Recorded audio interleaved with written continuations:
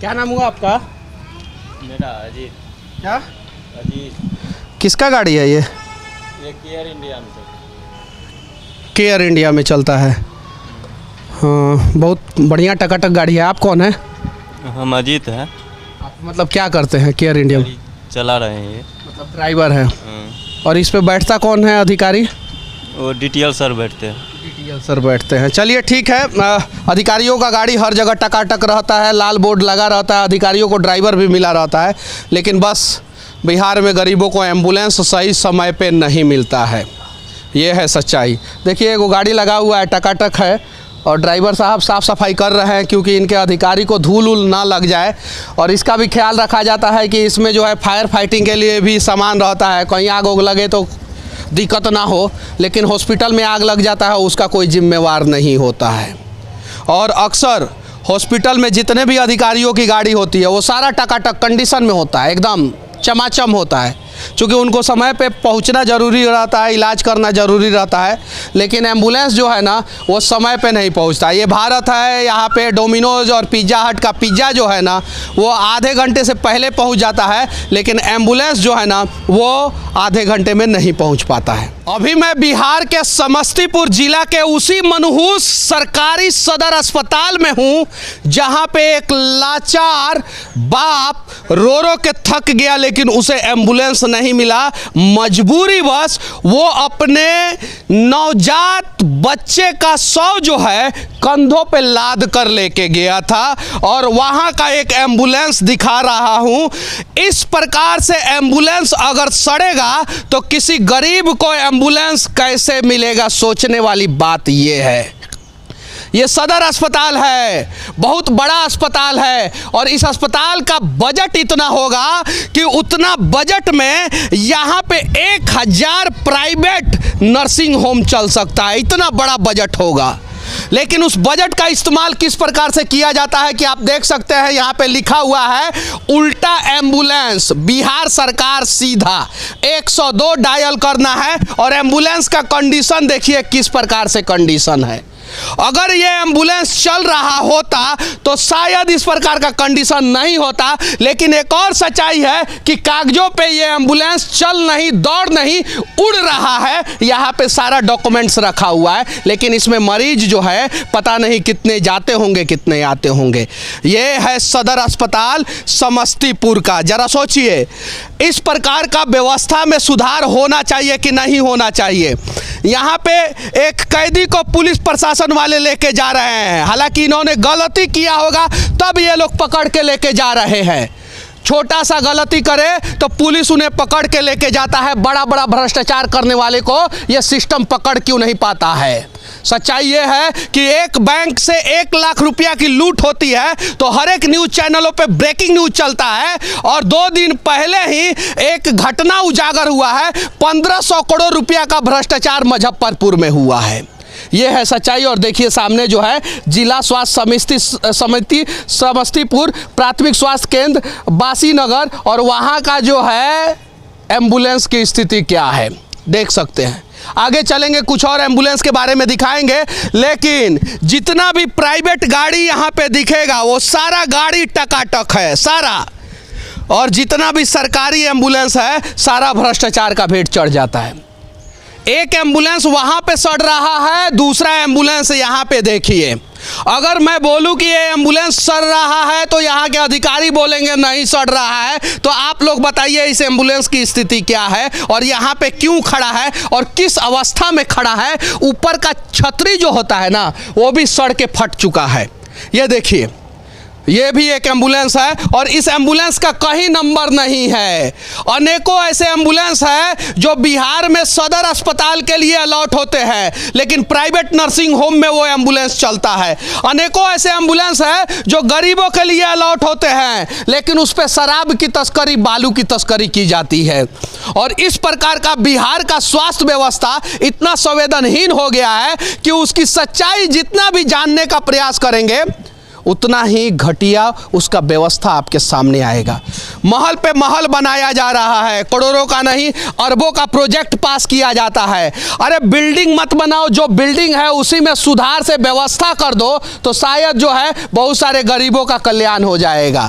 दवा केंद्र तो लिखा हुआ रहता है लेकिन सही समय पे सही दवा जो है यहीं पे नहीं मिलता है। सर मैं गरीब आदमी, इसमें मैं बहुत खर्चा किया। यह विभूतिपुर ब्लॉक में हुआ, शुरू से अंत तक हमने बहुत खर्चा किया। अभी ऐसी हालत है, डीएम साहब को एप्लीकेशन दिया, वो अंदर से इसको ऑक्सीजन प्रॉब्लम के कारण ऐसा हुआ है। अभी हम कोई लायक नहीं है सर। इसके लिए क्या होना चाहिए? डीएम साहब हमको बोले, हमने SK चौधरी सिविल सर्जन है, उनसे हमने बात किया। ये बोल रहे हैं ये रिपोर्ट का कोई वैल्यू नहीं है, कुछ भी लिख सकता है। और ये इसमें आप सही से देख सकते हैं, ये बोलता है ऑक्सीजन प्रॉब्लम के कारण इसका माइंड लॉस हो चुका है। अब ये बच्चा जो है न उठ पाता है, न बैठ पाता है, और ना ही कुछ हाथ पर हिला पाता है, ना सही से बोल सकता। तो इसके लिए क्या होना चाहिए वो बताइए। हमारी सरकार से यही उम्मीद है, जो ये गलत किया है वो अगली बार किसी को ना हो। और मैं सर बच्चा है जिसको हम गोद में उठा के रखते हैं, लेकिन ये बड़ा होगा तो क्या हो सकता है। इस अस्पताल में स्वच्छ भारत मिशन का धजिया जम के उड़ाया जा रहा है। सभी अधिकारियों का गाड़ी टकाटक है, लेकिन सिविल सर्जन जी के कार्यालय के बगल में जो वॉश बेसिन है वो पूरी तरीके से गंदा है। यहाँ तक कि शिशु वार्ड है, वहाँ का जो है शौचालय वो पूरी तरीके से गंदा है। उसके अलावा भी मैं कुछ चीज़ें दिखा रहा हूँ। सामने देखिए एक और एम्बुलेंस जो है वो सड़ रहा है सामने। ये देखिए ये एक चापाकल है लेकिन इससे पानी नहीं आता है। ये देखिए ये देखिए ये देखिए, जब पानी नहीं आता है तो चापाकल लगाया क्यों गया है, सोचने वाली बात यह है। उसके अलावा यहाँ पे एक दूसरा चापाकल है, देखिए उसमें हैंडल ही नहीं है। ये क्या यहाँ से इस रास्ते से अधिकारी नहीं गुजरते हैं? चलिए छोड़ दीजिए अधिकारियों की बात। यहाँ पे इस जिला में बहुत सारे समाजसेवी होंगे जो अपने माथे पे समाजसेवी का टीका लगा के घूम रहे होंगे। अगर वो लोग भी 1000 रुपया दे देंगे तो इसमें हैंडल लग जाएगा, वो लोग भी लगवा सकते हैं। अगर सरकार और सिस्टम दुरुस्त नहीं हो रहा है तो खुद से छोटा छोटा काम करके उसे दुरुस्त करने का प्रयास हम लोग कर सकते हैं। लेकिन आम आदमी का सीट बेल्ट, फाइन, PUC, प्रदूषण चेक करने वाला ये सिस्टम जो है इतना बड़ा भ्रष्टाचार चेक क्यों नहीं कर पाता है? 2 इंच का सीट बेल्ट जो है उसको जांच करने के लिए इस देश के अनेकों शहरों में कैमरा लगा दिया गया है, तो इस प्रकार का भ्रष्टाचार जांच करने के लिए कैमरा क्यों नहीं लगाया गया है? और ये कहीं और नहीं, ये बिहार के समस्तीपुर जिला का सदर अस्पताल है। यहाँ के कम से कम 60% मरीज और उसके परिजन आते हैं, फिर भी किसी को कोई मतलब नहीं है। इसलिए मतलब नहीं है कि वो अभी इस सिस्टम के चक्की में नहीं पिस रहे हैं। ये समझते होंगे कि हम एम्बुलेंस चला रहे हैं तो हमारे बच्चे को तो एम्बुलेंस मिल ही जाएगा, लेकिन शिक्षा कौन देगा आपके बच्चे को? रोजगार कौन देगा?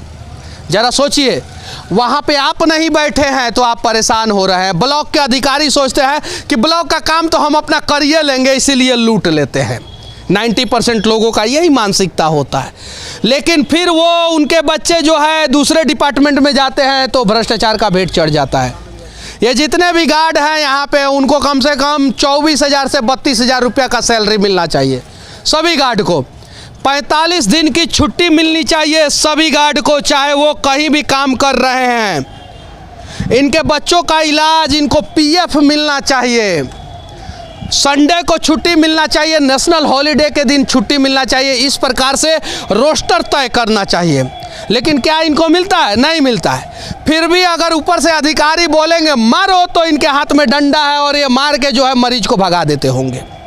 ये है सच्चाई। अरे लड़ो बिहार के लोगों, किसी और के लिए नहीं, अपने लिए और अपने बिहार के लिए।